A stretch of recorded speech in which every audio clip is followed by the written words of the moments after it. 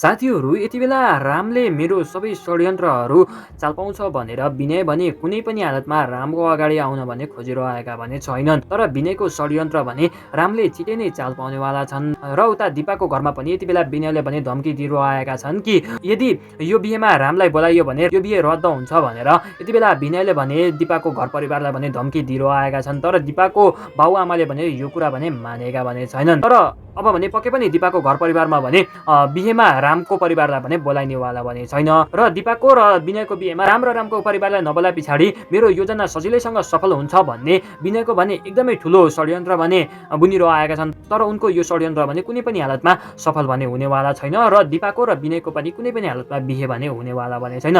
अब जसरी भए पनि रामले यो सबै कुरा भने पक्कै पनि चाल पाउनेवाला छन्। र विनय कस्तो व्यक्ति हो र विनयको सबै वास्तविक कुरा चाल पाइसके पछाडि पक्कै पनि रामले भने विनयको सबै षड्यन्त्रहरूलाई पर्दाफास गर्नेवाला छन्। त्यस पछाडि भने फेरि सबै गाउँलेहरूले पनि र रमेशले दिपाले पनि रामलाई भने साथ दिनेवाला छन्। त्यस पछाडि भने रामसँगै मिलेर भने विनय र विनयको पछाडि कसले बसेर विनयलाई अगाडि सारेर कसले खेल खेलिरहेको छ तिनीहरू सबैलाई भने एक एक गरी भने रामले सजाय भने दिनेवाला छन्। साथीहरू तपाईँहरूमध्ये को जतिसक्दो चाँडो रामले विनय र विनयको पछाडि बसेर कसले खेल खेलिरहेको छ तिनीहरूको सबै योजनाहरू चाल पाएर तिनीहरूलाई एक एक गरी कारबाही गर्नुपर्छ भन्ने चाहनुहुन्छ। यदि तपाईँहरू पनि चाहनुहुन्छ भने हाम्रो भिडियोलाई एक लाइक गरेर कमेन्ट सेक्सनमा राम लेखेर हाम्रो च्यानललाई पनि सब्स्क्राइब भने गरिदिनु होला। त्यस्तै साथीहरू यता राम कमला र मुनाको सम्बन्ध पनि धेरै लामो समयदेखिको बिग्रिरहेको छ र अझै पनि बिग्रिरहेको छ। राम कमला र मुनासँग पनि बोलिरहेका छैनन्। र उता घरमा पनि सुशीला पहिला भाग्न लाग्दाखेरि कमला र मुनाले पहिला भने रोकेका थिए। तर यति बेला सुशीलालाई पहिला भाग्न भने मुनाले साथ दिइरहेकी छिन् भने यता कमलाले भने सुशीलालाई पहिला भाग्नबाट भने हर कदम रोकिरहेकी छिन्। तर कमलाले सुशीलालाई पहिला भाग्नबाट भने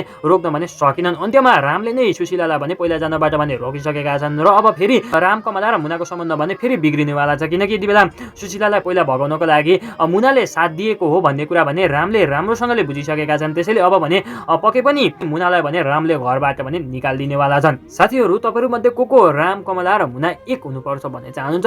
यदि तपाईँहरू पनि राम कमला र मुना जसरी भए पनि एक हुनुपर्छ भन्ने चाहनुहुन्छ भने हाम्रो भिडियोलाई एक लाइक गरेर कमेन्ट सेक्सनमा राम कमला र मुना भनेर लेखेर हाम्रो च्यानललाई पनि सब्स्क्राइब भने गरिदिनु होला। हेरौँ त कतिजनाले राम कमला र मुना एक हुनुपर्छ भन्ने चाहनुहुँदो रहेछ भन्दै अहिले बिदा माग्न चाहन्छु। हस् नमस्कार।